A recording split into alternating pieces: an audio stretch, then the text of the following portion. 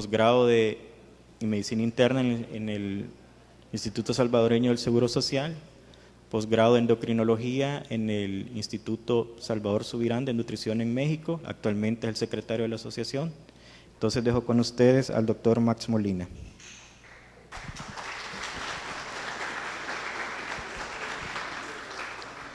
Bueno, muchas gracias. Para mí es un placer estar aquí. Me regala la presentación.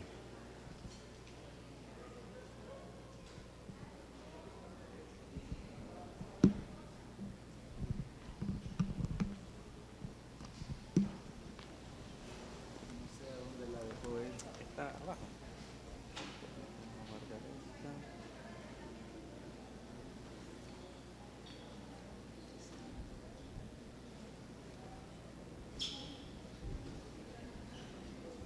Ahora no, en el iMessage, ahora no. ¿Dónde dice ahora no?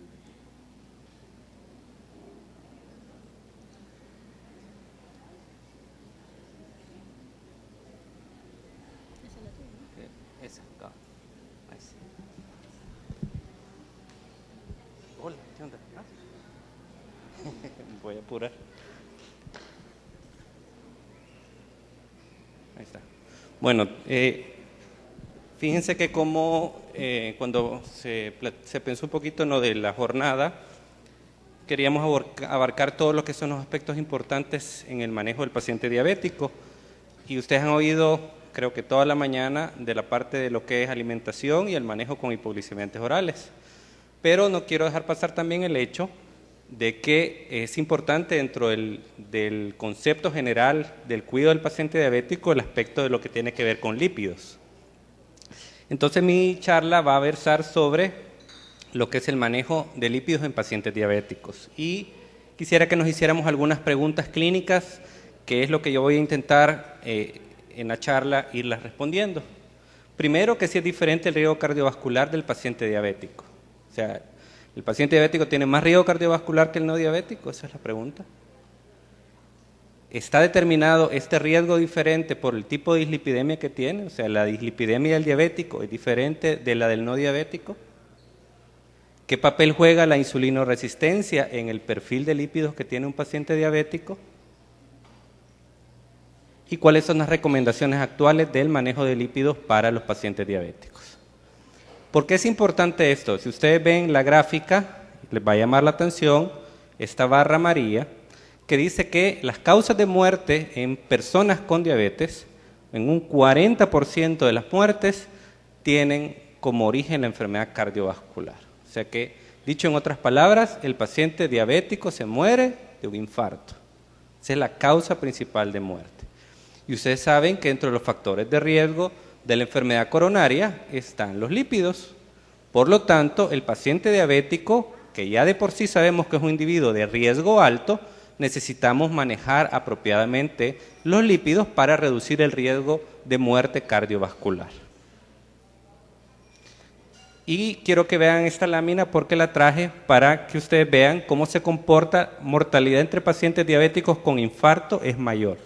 Pacientes sin diabetes y pacientes con diabetes, ustedes ven que en todos los parámetros que ustedes ven aquí, la mortalidad en pacientes diabéticos es mayor. Dicho en otras palabras, el paciente diabético que se infarta se muere más que el paciente no diabético que se infarta. Y el paciente diabético que se infarta tiene más chance de un nuevo infarto que el paciente no diabético. ¿Qué quiero demostrarles con esta información? Que esta es información epidemiológica, pero les va dando a ustedes una idea de que están entre o frente a una persona de alto riesgo cardiovascular. Y fíjense que este es bien interesante porque no sé si ustedes habían oído el concepto de que el paciente diabético es un equivalente de riesgo cardiovascular, es decir, que tiene el mismo riesgo que en teoría tiene un paciente ya infartado. Hay algunos otros estudios, este es un subanálisis que se hizo de un estudio más grande, en donde evaluó pacientes diabéticos y no diabéticos infartados y sin enfermedad coronaria, y lo evaluaron desde el punto de vista de tener, por ejemplo, cambios electrocardiográficos compatibles con infarto o tener angina de pecho. Y ustedes pueden ver cómo, evidentemente, este grupo, que es el más bajo, que son los que no tienen diabetes ni enfermedad coronaria, que es el punto de comparación, ven cómo el paciente que tiene enfermedad coronaria pero no diabetes, su mortalidad va aumentando, o su presencia de angina y cambios en el electro, pero el paciente diabético sin enfermedad coronaria tiene más prevalencia de angina y cambios electrocardiográficos que el paciente que solamente tiene enfermedad coronaria. ¿Qué quiero decirles con esto? Que la diabetes, entonces, visto de diferentes ángulos, le condiciona a la persona un mayor riesgo de enfermedad cardiovascular. La pregunta es si existen algunos factores responsables de esta evolución desfavorable, o sea, ¿por qué le va peor al paciente diabético? Esa es la pregunta. Miren, ustedes se van a dar cuenta en esta tabla que compara el perfil, digamos, de lípidos de población en Estados Unidos y población diabética, y se van a dar cuenta que hay pequeños cambios en el perfil de lípidos del diabético comparado con la población general. Las LDLs altas, entendidas como arriba de 100, no hay una gran diferencia. O sea que ustedes pueden ver el lípido, la LDL de un diabético, y no les va a llamar mucho la atención, no está tan alta. Pero ustedes ven, por ejemplo, las HDL bajas y duplica el porcentaje de HDL bajas los diabéticos comparados con la población general. Y el otro dato que quiero que vean son los triglicéridos. Triglicéridos arriba de 200, 45% de diabéticos contra 16.9%. Dicho en otras palabras, ¿cuál es el perfil de lípidos más común que van a encontrar en un diabético? Triglicéridos altos con HDL bajo. Las LDL no les van a llamar mucho la atención, aunque las LDL del diabético, como ya van a ver en las siguientes láminas, no son tan inocentes. ¿Por qué se da este perfil? ¿Por qué usted va a encontrar que el diabético tiene triglicéridos altos y HDL bajo? Eso tiene que ver con la resistencia a la insulina. O sea, la explicación es la insulinoresistencia. Cuando una persona tiene resistencia a la insulina, su tejido adiposo produce más ácidos grasos libres.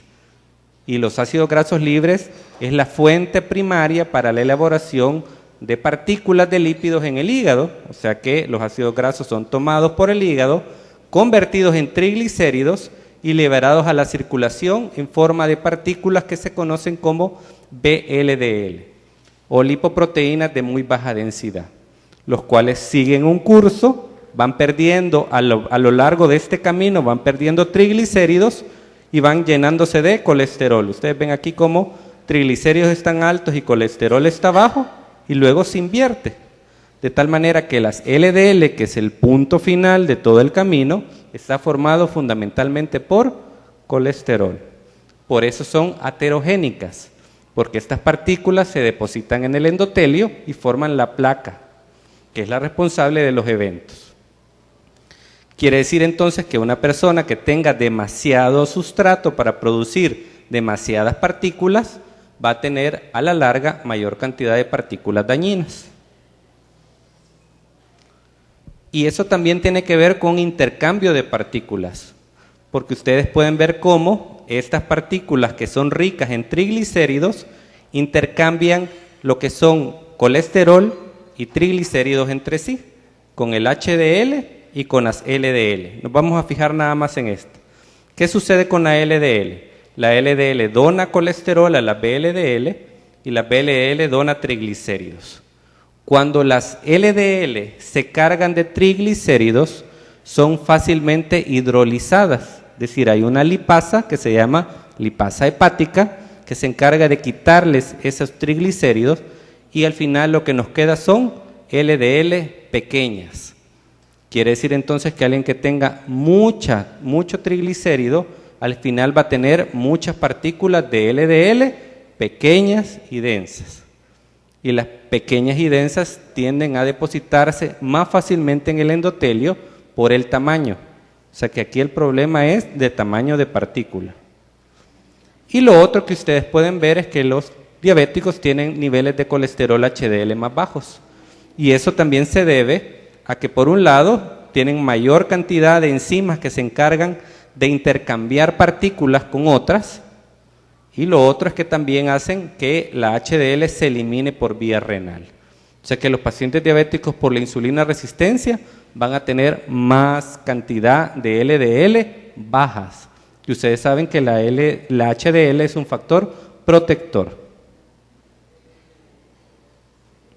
Entonces la resistencia a la insulina al final se asocia con hiperglucemia, hipertensión, microalbuminuria, daño del endotelio, inflamación, hipofibrinolisis y dislipidemia. Y todo esto junto es lo que aumenta la aterosclerosis y la enfermedad cardiovascular, que es de lo que se muere la persona diabética. Y esto tal vez es otra de las cosas que yo quisiera que se llevaran. Ustedes ven la imagen, miren, este es un no diabético y este es un diabético. Ustedes ven que ambos tienen niveles, entre comillas, normales de LDL. O sea que si yo lo veo desde el punto de vista numérico, puede ser que el LDL no me llame la atención, puede andar ahí en 120, 130, 140, pero ustedes si observan bien la lámina se van a dar cuenta que aquí hay más partículas que acá. O sea que el paciente diabético, a pesar de que la concentración total es igual en número al del no diabético, el número de partículas es mayor. ¿Por qué? Porque son partículas pequeñas y cada una de ellas van cargadas de colesterol. O sea que el problema es que en los laboratorios, en la práctica rutinaria, cuando pedimos el perfil de lípidos, nosotros no podemos saber a través de la medición del LDL cuántas de esas de LDL son pequeñas y densas y cuántas son grandes. Solo sabemos el total.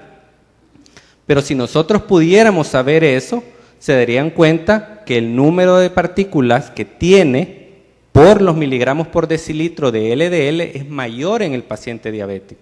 De ahí viene su riesgo. Entonces tenemos que reconocer que hay partículas de lípidos que son aterogénicas y partículas que no son aterogénicas. Las aterogénicas son los remanentes, las intermedias y las LDL, y los no aterogénicas son las VLDLs y los kilomicrones. En estos, generalmente uno ve que el paciente llega y le reportan en el examen de laboratorio que el suero está lechoso.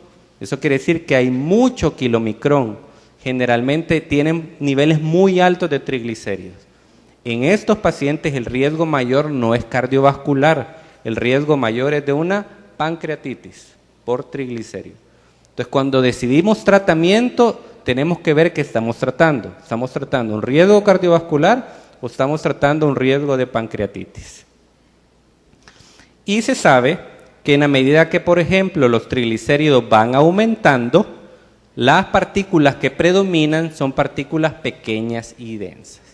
Quiere decir que yo a través de los triglicéridos indirectamente sé que ese paciente va a tener LDL pequeñas y densas en mayor cantidad.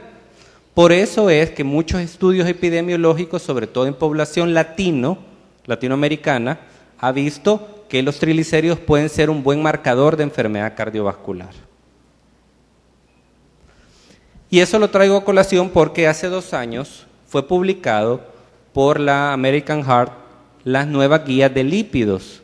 Y las nuevas guías de lípidos cambian el concepto que tradicionalmente se venía enseñando en la comunidad médica con respecto a que es importante la meta. No sé si ustedes ya habían oído hablar de eso, que si tú tienes un valor de colesterol, por el riesgo del paciente tienes que bajarlo menos de X valor. Esa es una meta. Ellos dicen que eso no existe. Ese es el nuevo concepto que quieren introducir. ¿Por qué? Porque ningún estudio clínico ha evaluado metas, sino que ha evaluado dosis de medicamento. Y ellos sacan unas nuevas guías, y lo importante de las guías es que ellos establecen 4 grupos de riesgo. Y en esos 4 grupos de riesgo está perfectamente justificado iniciar medicamentos para tratar el colesterol.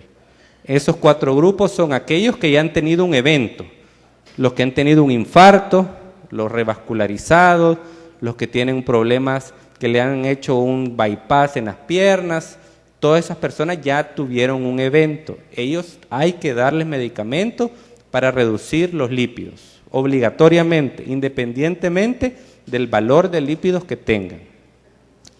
Luego vienen aquellos que tienen el colesterol LDL muy alto, que es muy alto, arriba de 190. Aunque no tenga síntomas y aunque no haya tenido nunca un evento, por las cifras tan altas de colesterol, tiene que recibir tratamiento. Aquellos diabéticos arriba de 40 años de edad, aunque el colesterol no lo tengan en 190, se ven entre 70 y 189, o sea, todos, para fines prácticos, deberían recibir un medicamento para el colesterol. Y ellos inventaron, porque diseñaron una herramienta, que es una herramienta en línea, para calcular el riesgo. Hay herramientas desde hace mucho tiempo, pero la herramienta que calculó la Asociación Americana del Corazón es una herramienta nueva que establece el riesgo en 7.5%. ¿Riesgo de qué? De tener un infarto a 10 años. O sea que ellos dicen que si yo le pongo los datos a mi paciente en la calculadora y me sale que el riesgo es arriba de 7.5, tengo que darle tratamiento para los lípidos. Entonces ellos son los 4 grupos que las nuevas guías establecen que necesitan tratamiento. Y como les digo, ellos se basan en que no existe evidencia por estudios clínicos que yo tenga que estar subiendo o bajando las dosis de los medicamentos. Y ellos dicen que hay que ocupar los medicamentos por la potencia del medicamento en base al riesgo del paciente. Quiere decir que yo tengo una persona de alto riesgo, yo tengo que ocupar medicamentos, en este caso estatinas, que son los únicos medicamentos que han demostrado efectividad en estudios clínicos, y lo tengo que ocupar en dosis altas.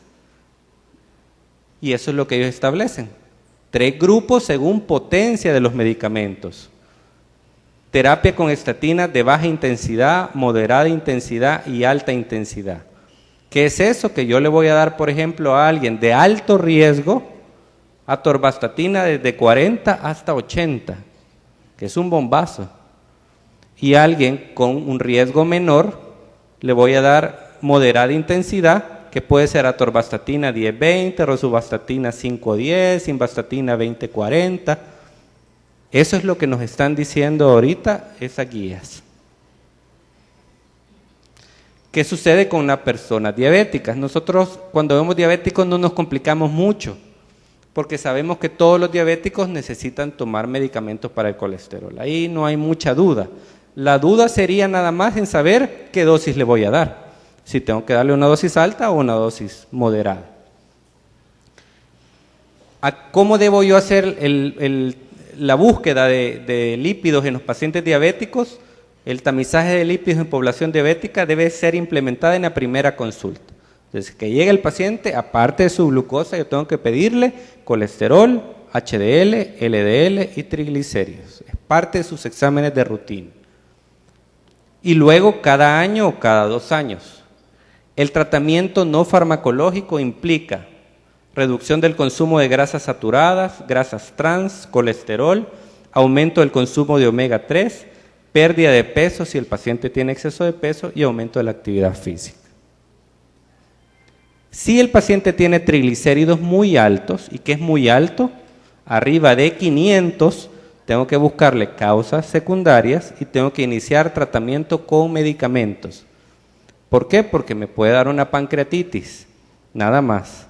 Entonces el valor que ellos recomiendan es 500. ¿Cuándo voy a iniciar un medicamento farmacológico? Iniciar una estatina de acuerdo al riesgo, y si hay evidencia que yo le doy el medicamento al diabético, le bajo el colesterol, le reduzco el riesgo de muerte cardiovascular. O sea que el paciente puede tener menos riesgo de eventos. Y esas son las recomendaciones que ADA este año, que saca todos los años una actualización de sus recomendaciones, dice para población diabética. Si tiene menos de 40 años y no tiene ningún factor de riesgo, no recomiendan dar estatinas. Es el único grupo. ¿Por qué? Porque no hay estudios en menos de 40 años diabéticos. Esa es la razón real de por qué ellos no dan ninguna recomendación puntual. Pero si tiene algún otro factor de riesgo cardiovascular, digamos que tiene 38 años, es diabético, hipertenso, le toca medicamento. Si ya tiene más de 40 años, aunque no tenga ningún otro factor de riesgo cardiovascular, le toca medicamentos. O sea que es bien chiche. No me complico mucho con el diabético porque casi que todos les voy a tener que dar. El mayor lío es los muy grandes o los muy jovencitos. Y les traje esto porque no todo el mundo está de acuerdo con la posición del Colegio Americano de Cardiología. Ese es el problema. Hasta este año, ADA, que es la Asociación Americana de Diabetes, hizo como aceptó un poquito esas recomendaciones, pero no todas las asociaciones de endocrinología en Estados Unidos aceptan, y muchos siguen recomendando trabajar en base a metas de colesterol, y dicen que para una persona diabética la meta debería ser menos de 100, y si tiene alto riesgo, es decir, si ya tuvo un infarto y es diabético, tener menos de 70 el colesterol LDL. Pero como les digo, ya entró en un motivo de controversia o debate, ¿cuál posición es la que más nos sirve? Les traigo un poquito esto porque, no sé, alguno podía preguntar también, bueno, mire, yo he oído que las estatinas aumentan el riesgo de diabetes. ¿Qué de cierto es eso? Hay estudios que demuestran que sí hay un pequeño incremento de aumentar el riesgo, pero se ve sobre todo cuando se ocupan personas que tienen factores de riesgo para hacerse diabéticos, antecedentes familiares, obesidad, hipertensión. Pero lo que yo quiero que vean es esto, miren, el riesgo en realidad es pequeño, o sea, por ese riesgo no se justifica no darle estatina a una persona si tiene un alto riesgo cardiovascular, porque el riesgo de hacerse diabético por el medicamento es bien bajito. Miren este dato, 225 pacientes tratados con un rosuvastatina o una estatina por 4 años generó un caso de diabetes, pero previno 5.4 casos de infarto. ¿Qué pesa más? Reducir el riesgo cardiovascular. Y eso hay que explicárselo a los pacientes, porque hay pacientes que sí leen y oyen información médica. Y eso es una de las cosas en las que yo, en mi reflexión personal, digo, ¿será cierto la posición que tiene ahorita la AHA? Porque miren, la mayoría de la reducción del colesterol se obtiene con la dosis más baja de una estatina. ¿Qué quiere decir? Por ejemplo, que si yo ocupo 10 de atorvastatina, yo reduzco el LDL en un 38%. Claro, si yo le meto 80, la reduzco en un 54%. Pero yo obtengo el mayor beneficio con la dosis más baja. Y el problema es que algunos efectos secundarios, como el dolor muscular que dan las estatinas, está en relación a la dosis. O sea que si yo entro con dosis muy alta, puedo aumentar el riesgo de daño muscular. Y por último, hablar un poquito del riesgo residual, que quiere decir que un paciente diabético tratado con estatinas no se infarta. Eso no es cierto. Se pueden infartar. Y miren ahí la lámina, dice que la reducción agresiva del LDL elimina un tercio de los eventos. Quiere decir que hay 2/3 de eventos que se siguen dando aunque ocupe estatinas y esté bien controlado del LDL. ¿Por qué? Porque hay otros factores, la edad, la hipertensión, el tabaco, la misma diabetes, que también hay que controlarlo, se llama riesgo residual. Y lo que pasa es que el riesgo residual siempre existe en los pacientes diabéticos. Aquí el riesgo siempre es más alto entre diabéticos que no diabéticos. El problema ha sido que no sabemos con qué tratar el riesgo residual, porque casi siempre se ha atribuido a mucho el riesgo residual a tener las HDL bajas. Entonces se han creado medicamentos para subir HDL o en tener triglicéridos altos, o sea, se ha dado terapias combinadas. Una estatina con un medicamento para bajar los triglicéridos. El problema en la práctica ha sido que ningún estudio clínico ha demostrado que hacer eso reduzca los eventos. Entonces, no tenemos todavía suficiente información de peso para decir que eso sea una conducta correcta. Sí hay estudios viejitos que nos dicen que mucho del riesgo residual depende de tener los triglicéridos altos. O sea que la lógica me diría que yo también tendría que tratar los triglicéridos en un paciente diabético y llevarlos a las metas de control.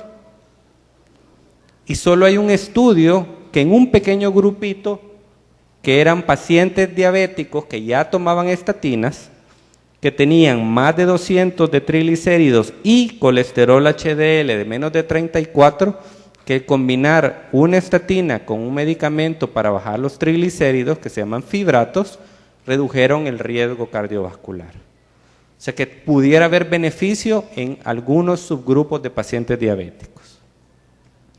¿Qué hay de nuevo? Estas son las últimas láminas. Los medicamentos para lípidos que vienen, hay varios muy interesantes. Les quise traer estos datos. Esta es una enzima que está en el hepatocito y la enzima tiene una función bien curiosa, que es esta. Este es el receptor que está en el hepatocito y que capta la partícula de LDL, la introduce el hepatocito y la degrada.